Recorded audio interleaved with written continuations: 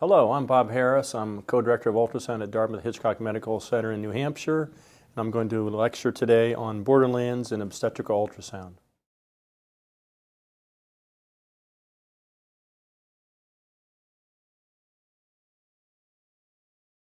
I'm going to talk today about some of the cases in ultrasound that sort of drive me crazy, and probably a lot of you folks too. Not the so-called board cases that we show in board review sessions for our residents, where there's gross abnormalities, such as this case of pyloric stenosis and severe hydrocephalus, but cases that are borderlands between the normal and abnormal. In Webster's dictionary, gives two terms. The second term is a continuum, not a black or white finding, which I think is more appropriate, and I've made the accessory definition of the gray zone between normal and abnormal findings in fetal ultrasound being the definition of borderland. So the things I'm going to talk to you about are echogenic bowel, echogenic intracardiac focus, nuchal fold and nuchal translucency, mild ventriculomegaly, and finish up with a little bit on Dandy-Walker spectrum. So here's an example case of a 26-year-old woman who comes in at 17 weeks for a fetal morphology scan, low-risk woman, and she has bright echogenic bowel. Now, the first thing we want to know when we look at the bowel echogenicity is it as bright as the bone, and is harmonics on? And the answer to both of those is yes, I think. So we need to turn off the echogenic, turn off the harmonics, because when all this data came out about 10 or 12 years ago, machines did not have these capabilities and did not have harmonics. So we need to remove the harmonics, remove compound imaging, any sort of new features that can improve the image quality, and then reassess the bowel. And you can see here's a harmonic image, much crisper image, bright bowel, and here's without harmonics, much less pleasing image aesthetically, but the bowel is still seen to be as bright as the bone. So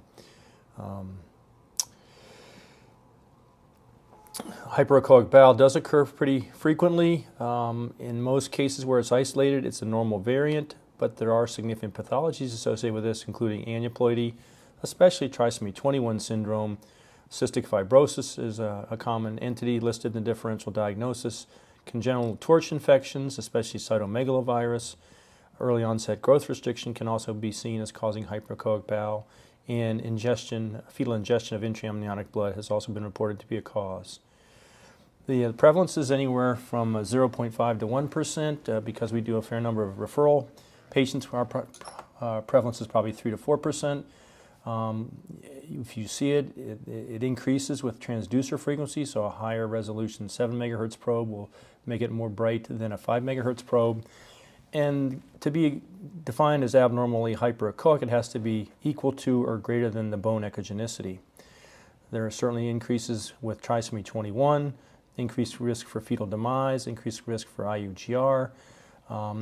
And it is fairly important to be able to distinguish this entity from the meconium peritonitis, where the calcification one encounters are coarse and chunky, oftentimes seen with pseudocysts with thick, shaggy walls. And one of the first articles that described this almost 20 years ago in the Lancet described a relatively high positive predictive value for trisomy 21 or cystic fibrosis of 46%. So I think that's a relatively skewed population. I think we don't see it as often nowadays in our routine low-risk population. So here's an example with harmonics on. You can see the iliac crest here as being as bright as the hyperechoic foci in the bowel. And without harmonics fundamental imaging, you can see here's the bowel, and it's still as bright as the ribs and the vertebral bodies here. So that would qualify as a grade 3 echogenic bowel. Sometimes it's a little tough to tell whether it's as bright as the bone. So here's an example. Harmonics is off on this case. It's still a little hard to tell whether it's as bright as bone. So I have my technologist decrease the overall gain and see which one goes away first, and they disappear at roughly the same level of gain. So again, a case of grade 3 hyperechoic bowel. In a review of high-risk cases in the literature, meta-analysis, they found cystic fibrosis present in 26% of cases, and the corollary of that is that in cystic fibrosis cases, all comers, it's positive in about 11% of cases. Aneuploidy in about 12% of cases, IUGR in 15%, fetal demise in 9%, and prematurity in 15%. Of course, prematurity can be due to other factors as well as hyperechoic bowel. But this article concluded that in isolated findings, as an isolated finding in low-risk patients, hyperechoic bowel was probably insignificant.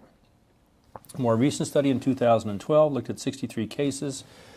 They had 16% of their cases had chromosomal anomaly, 16% had CMV infection, only 2% had cystic fibrosis in this population, 5% had IUGR, and 67% had normal outcomes. I think that's the take-home message. The vast majority of these isolated findings will have normal outcomes. So we use this to counsel our patients when we find this. About 13% had other major ultrasound anomalies that would pretend or be associated with other findings. Okay, here's a case that came through our laboratory about a year and a half ago. It was a 33-week fetus being followed up for a growth disturbance, and we saw the bowel was very, very bright here. Here's the bowel, the stomach, and much brighter than the ribs or vertebral body. And when I saw this, I got very agitated and said, well, we should get a KUB on the mother or at least on the baby after the baby's born. Well, they didn't do that. Here's a picture of with the harmonics turned off. Again, it's still bright, much brighter than the ribs or the vertebral bodies. And they didn't get any subsequent imaging on the patient when he was born. Baby was healthy, purely normal, and nothing in the medical record about him having any abdominal catastrophes. So we don't have any further imaging. What I assume happened was that there was some very inspissated, thick meconium in the colon that appeared or mimicked meconium peritonitis or very hyperechoic bowel. Another example of harmonics versus fundamentals, and we're instituting this in our laboratory where the technologist does the dual imaging mode where he or she takes the first image with harmonics, which is what we usually use by default, and then when you see hyperechoic bowel, turn the harmonics off, and in many cases it disappears. So to summarize, once chromosomal defects, cystic fibrosis, any kind of structural abnormalities or growth problems have been excluded, parents can be generally counseled that the prognosis is excellent, regardless of whether there's the presence or absence of blood staining amniotic fluid. In Sara's case, the index case that we mentioned, all cystic fibrosis studies were negative. All infection titers were negative for TORCH. Her trisomy 21 integrated screening risk was quite low, less than 1 in 10,000. But after the hyperechoic bowel, her risk is raised now to 1 in 1,500, still not very low. She declined amniocentesis. The bowel reverted to normal echogenicity on a subsequent study ordered in the 3rd trimester, which we generally don't do. But the clinician wanted it, and her outcome was a normal term birth, healthy baby. This is the information sheet we use in ultrasound. It lists the likelihood ratio of various findings. Over here in the left column, in the middle column is risk, and over in the 3rd column is definition. You can see that the hyperechoic bowel is about a likelihood ratio of about 7. Other things, short long bones, humerus and femur. Echogenic intracardiac focus is a much lower risk factor. Absent nasal bone is a very high risk factor, as is nuchal thickening. This is a case of an isolated intracardiac echogenic focus for our second topic of discussion. One can see here that echogenic focus in the left ventricle on this 4-chamber cardiac view. When you take harmonics off, it remains as bright as the adjacent rib or the vertebral body here, so this is a grade 3 echogenic focus. If we do a side-by-side comparison, this is fundamental imaging, this is conventional image, this is harmonic imaging, and you can see that both cases it is as bright as bone. So a little interactive portion of this talk, we have what is the significance of intracardiac echogenic focus. We have the various choices here, and you can have more than one correct answer, so we'll go over some of these in the next few slides. It does occur much more commonly than the hyperechoic bowel, around 3 to 4 to 5% of normal fetuses. Again, depends on a lot of variable findings, such as fetal position. If the heart or apex is anterior, you'll see it much more commonly than if it's posterior. If the patient is a thin patient, you'll see it much more commonly than an obese patient. And sonographer experience and quality of the imaging equipment is also a very important factor. It's felt to be reflection from the papillary muscles and chordae tendineae, and the few pathologic studies that have been done have shown calcifications or fibrosis in the papillary muscles.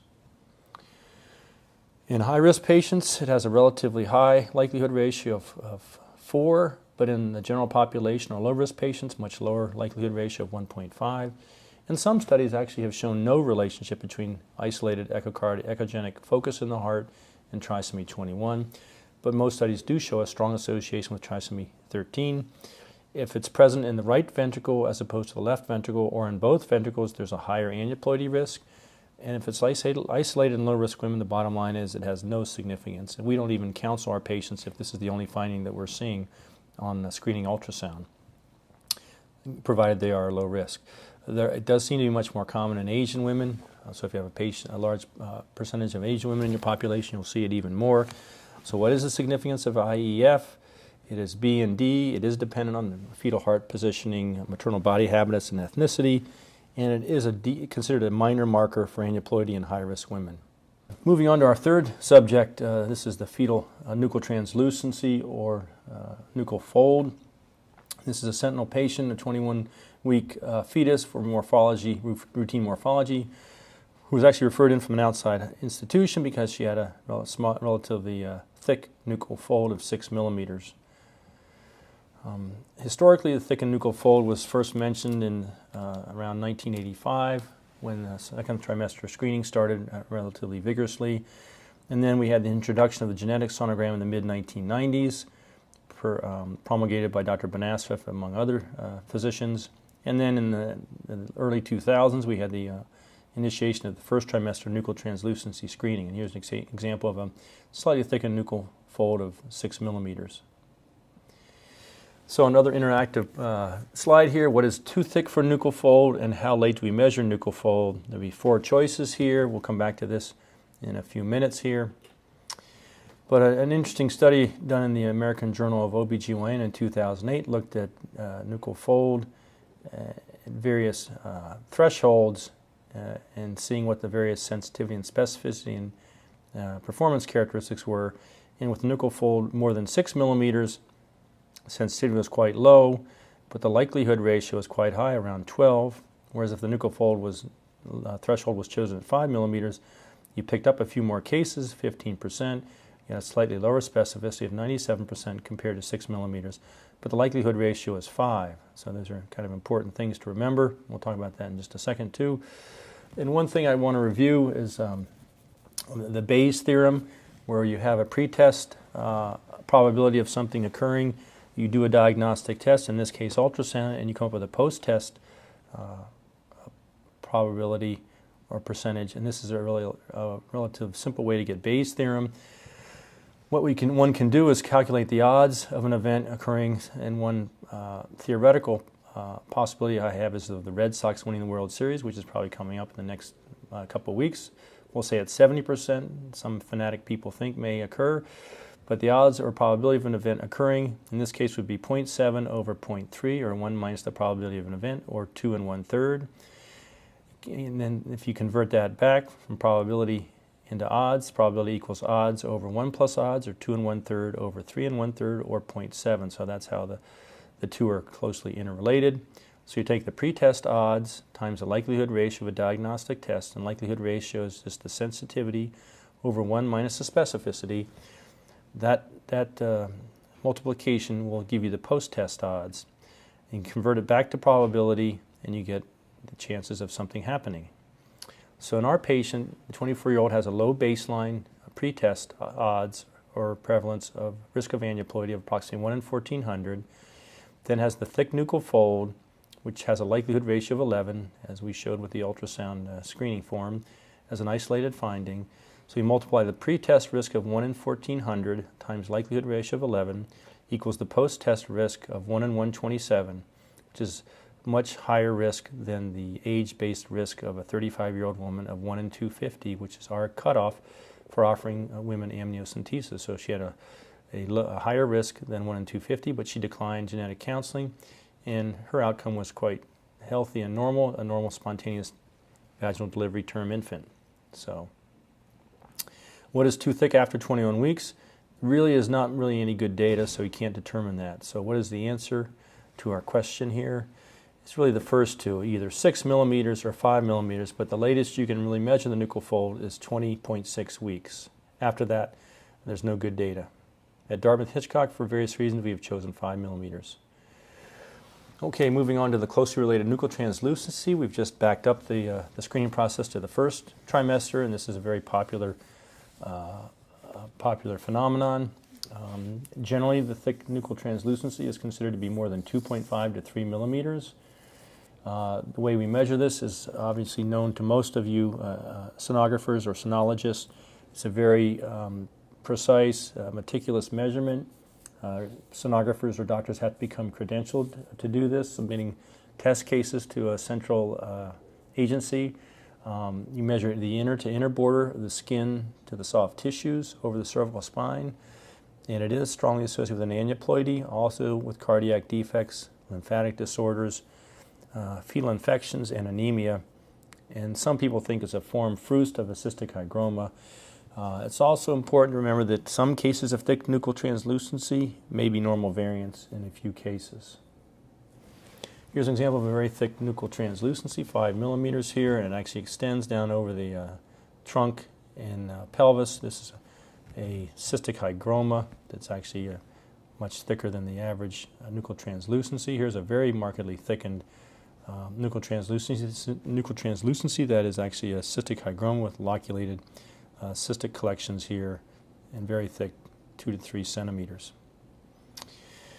Nuchal translucency appears to arise from altered composition of the extracellular matrix that is encoded on chromosomes 21, 18, and 13. So if you have a trisomy, an extra chromosome of one of these chromosomes, you'll therefore get extracellular protein matrix thickening.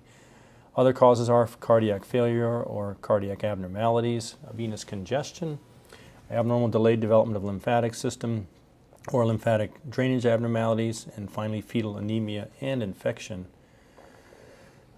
A recent study on the ultrasound findings in trisomy 21 besides nuchal translucency were absent nasal bone at about 43%, a major heart anomaly or defect in 41%, an aberrant right subclavian artery in 25%, an extracardiac abnormality in 24%, and mild pyelioectasis defined as greater than 5 millimeters in 17%, and a thick nuchal fold greater than or equal to 5 millimeters in 16%. So moving on to our fourth topic of mild ventriculomegaly. This is a mildly dilated ventricle measuring 13 millimeters. The conventional thinking has been all along that normal ventricles should not be greater than 10 millimeters throughout gestation. I think people like this number. It's easy to remember. It's a relative round number. But I think there's some data that's been around for actually quite a while that shows some ventricles may be up to 11, 12, even 13 millimeters in normal situations. The place to measure the ventricular atrium is at the level of the glomus near the atrium. But always be aware that some sonographers or doctors may measure the lateral sulcus of the white matter as it dives down to go more caudate in the brain. And here's an example. This is not the ventricle up here. This is the lateral sulcus of the white matter.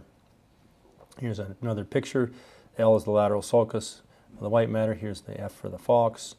And another shot here. And here's where you want to measure the ventricles, back in the atria where the choroid plexus fills it. Some not good measurements that you'll recognize probably from being an astute sonographer or sonologist. One can see that the ventricle here is actually measuring 14 millimeters, but it's an oblique sagittal view, so you're actually seeing the ventricle from a sagittal plane more so than an axial plane.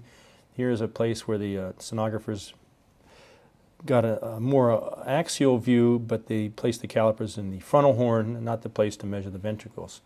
Another view showing, again, frontal horn placement here, again, not good. And this is more of a coronal shot here. We're getting some of the cerebellum and not the position to measure the ventricles. So you want to have an axial shot just above the thalami at the level of the atria. This is a good picture for measuring the ventricles, but the tech has placed the calipers on the white matter here, so you're getting both the white matter and the ventricles, getting a ventricle that's purportedly 13 millimeters, but the ventricle is actually quite normal, 7 millimeters here when the calipers are correctly positioned. Ventriculomegaly occurs not uncommonly. It's estimated to be 1 per 1,000 live births, but most people think this is an underestimate due to some stillborns or patients not having ultrasound in the first or second trimester. And the ventricles in males are felt to be slightly larger than females normally, and some experts allow up to 11 to 12 millimeters.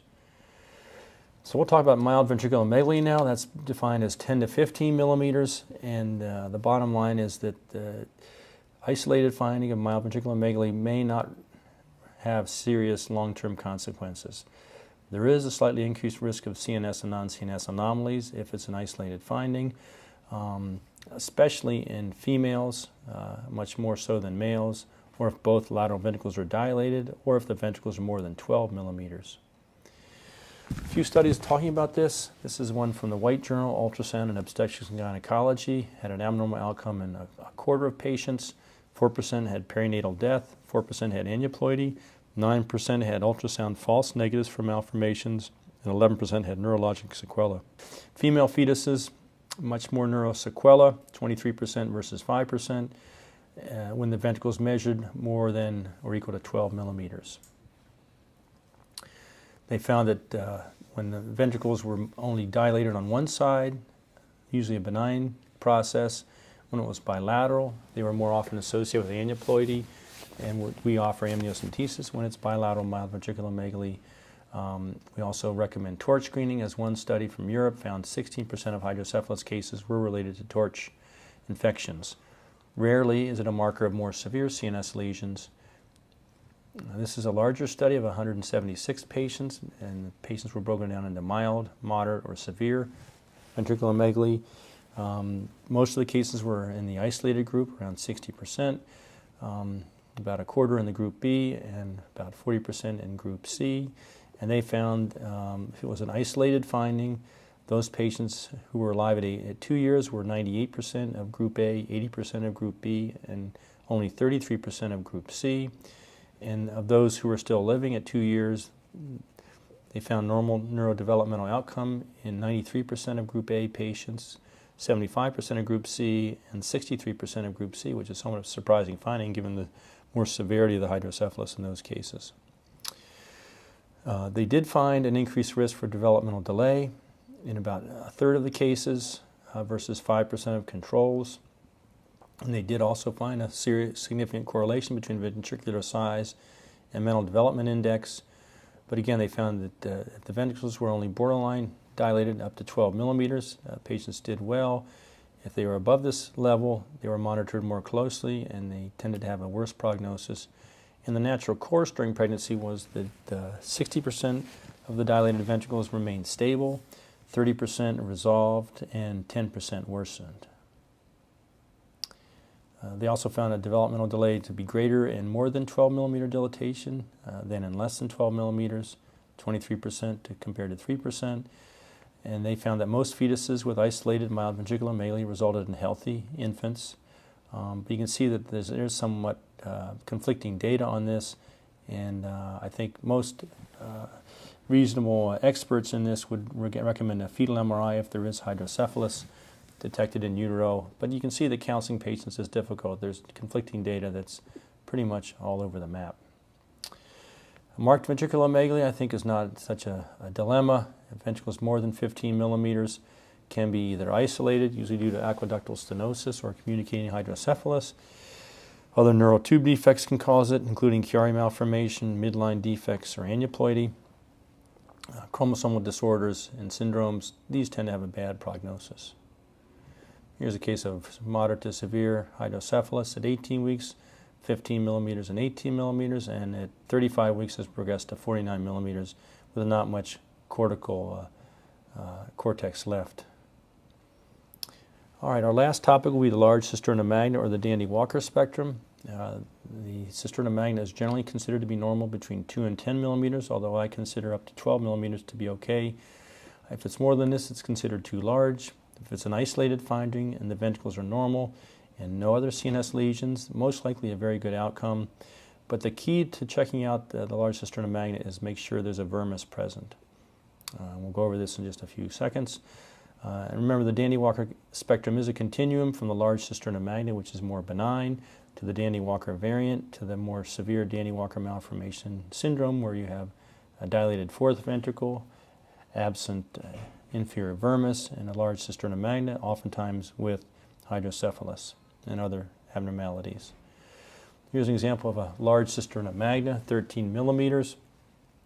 You see the vermis is present. There's no continuation of the cisterna magna with the fourth ventricle, and the ventricles are totally normal, 6 millimeters. Normal outcome.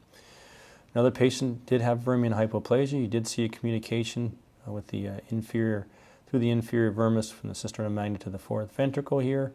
You see it persisting in here, and this patient actually did have a little bit of developmental delay.